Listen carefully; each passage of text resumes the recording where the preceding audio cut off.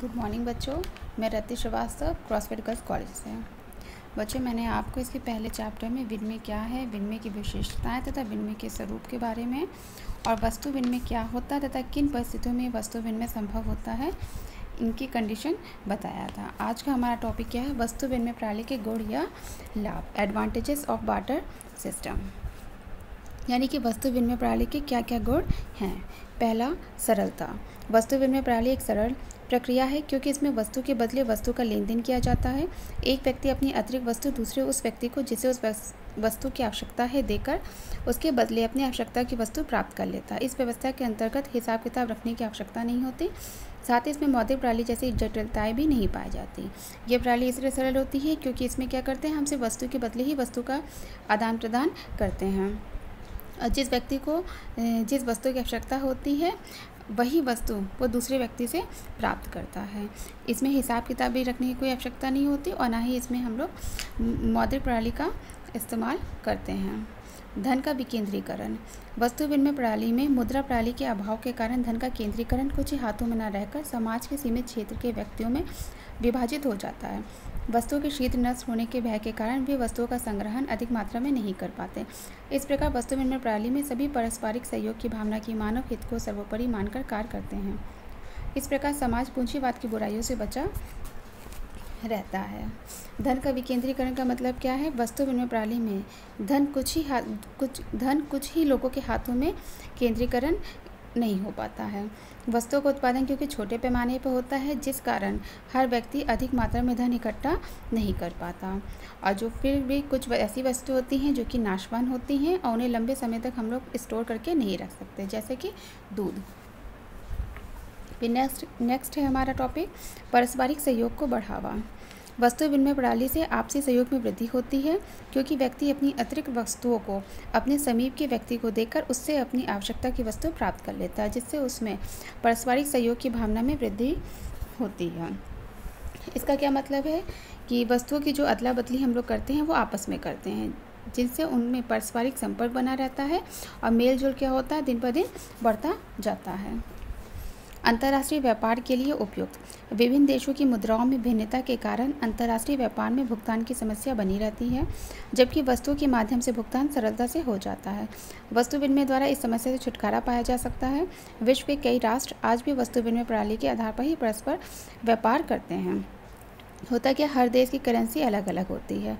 जब हम मुद्रा का इस्तेमाल करते हैं तो हमें उस देश की मुद्रा को दूसरे देश की मुद्रा में बदलना पड़ता है, लेकिन जब हम वस्तुओं के माध्यम से भुगतान कर रहे हैं तो सिर्फ वस्तुओं का ही आदान प्रदान करता है, जिससे कि हमें अंतर्राष्ट्रीय व्यापार में ये वस्तु विनिमय के द्वारा सहायता मिल जाती है। दोनों पक्षों को लाभ। वस्तु विनिमय प्रणाली से दोनों पक्षकारों को तुष्टिगुण का लाभ होता है। वस्तु बदलने में विनिमय से संबंधित दोनों पक्षकार वह वस्तु देते हैं जो उनके पास आवश्यकता से अधिक होती है तथा इसके बदले वे अपेक्षाकृत आवश्यक वस्तु प्राप्त कर लेते हैं। इस प्रकार इस प्रणाली के अंतर्गत प्रत्येक पक्ष कम उपयोगिता वाली वस्तु देकर अधिक उपयोगिता वाली वस्तु प्राप्त करता है। परिणामतः दोनों पक्षों को अधिक संतुष्टि प्राप्त होती है। दोनों पक्षों को क्या लाभ होते हैं कि वस्तु विनिमय में जो होता है दोनों पक्षों को लाभ, जो तुष्टिगुण होता है वो समान होता है, क्योंकि दोनों पक्ष अपनी कम आवश्यक वस्तु को ही एक दूसरे को देकर के अधिक आवश्यक वस्तुओं को प्राप्त करते हैं। इसलिए दोनों पक्षों को क्या संतुष्टि भी अधिक प्राप्त होती है। मुद्रास्फीति व मुद्रा संकुचन की भय से मुक्ति।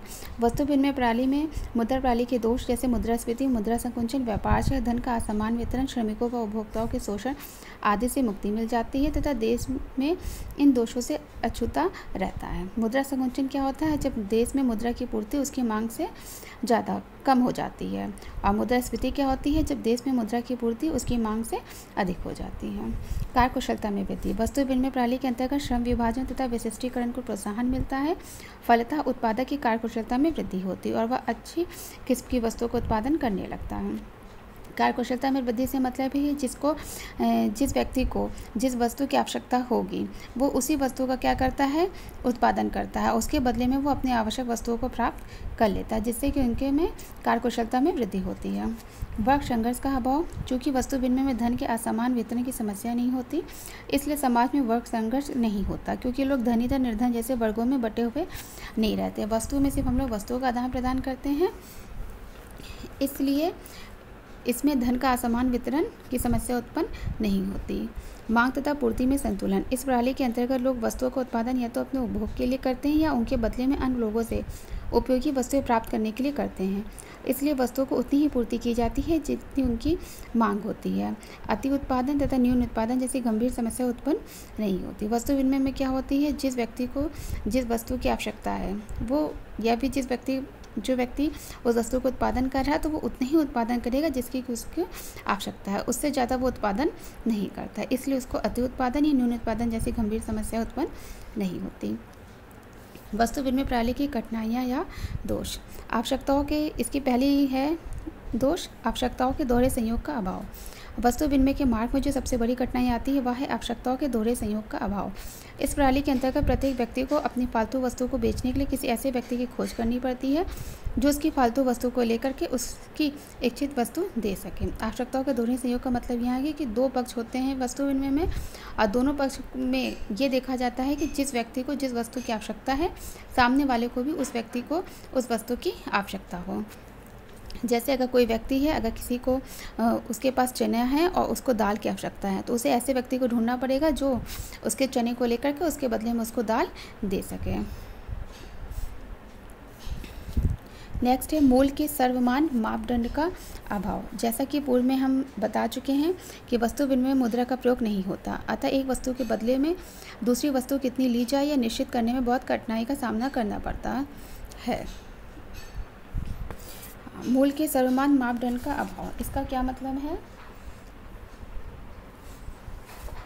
वस्तु विनिमय में कोई ऐसा मापदंड नहीं होता जिसके द्वारा वह यह तय कर सके कि किस वस्तु के बदले में हमें कितनी वस्तु या वस्तु की कितनी मात्रा ली या दी जाएगी।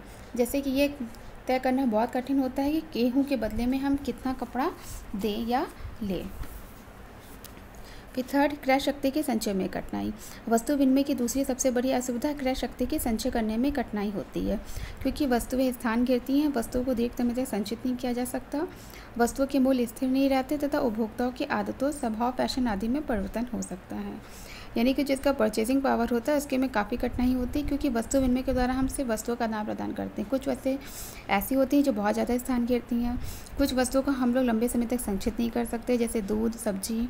वस्तुओं के मूल्य स्थिर नहीं रहते। कुछ वस्तुएं ऐसी भी होती हैं जिनके मूल्य दिन पर दिन घटते जाते हैं, बढ़ते जाते हैं।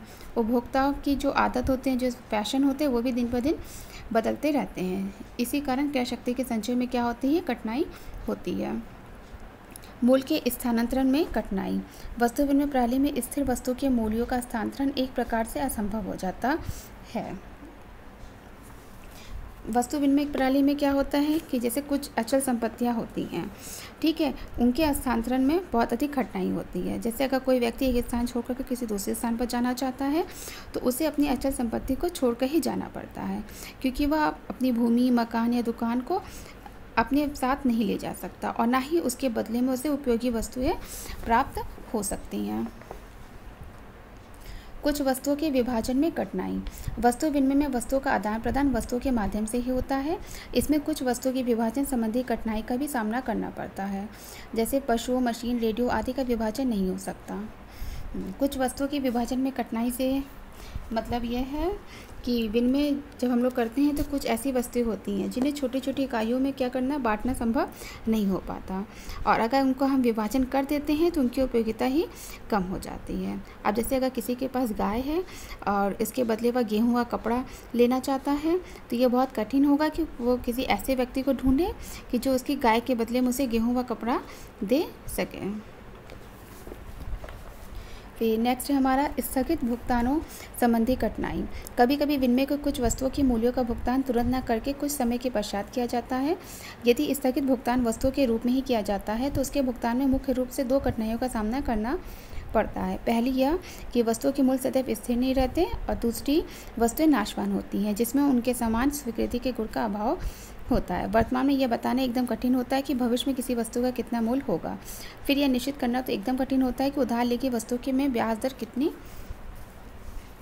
होगी। स्थगित भुगतान के संबंध में ये कठिनाई आती है कि वस्तु विनिमय प्रणाली में ज़्यादातर उधार लेन देन संभव नहीं होता है। उधार वस्तु के रूप में लिया जाएगा और वस्तु के रूप में ही उसे फिर हमें लौटाना होगा, लेकिन वस्तुओं के मूल में क्या होता है, स्थिरता और टिकाऊपन का गुण नहीं होता, जिस कारण वे स्थगित भुगतान के लिए उपयोगी नहीं होती हैं। फिर नेक्स्ट है हमारा सेवाओं के विनिमय में कठिनाई। वस्तु विनिमय व्यवस्था में सेवाओं के परस्पर विनिमय में तो और भी अधिक कठिनाई आती है।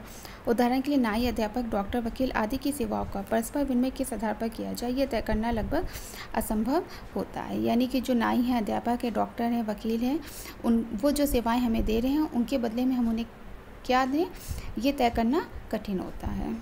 अब इसके बाद हमारा नेक्स्ट टॉपिक है आधुनिक युग में वस्तु विनिमय प्रणाली। इसे हम आपके साथ नेक्स्ट लेक्चर में डिस्कस करेंगे। थैंक यू बच्चों।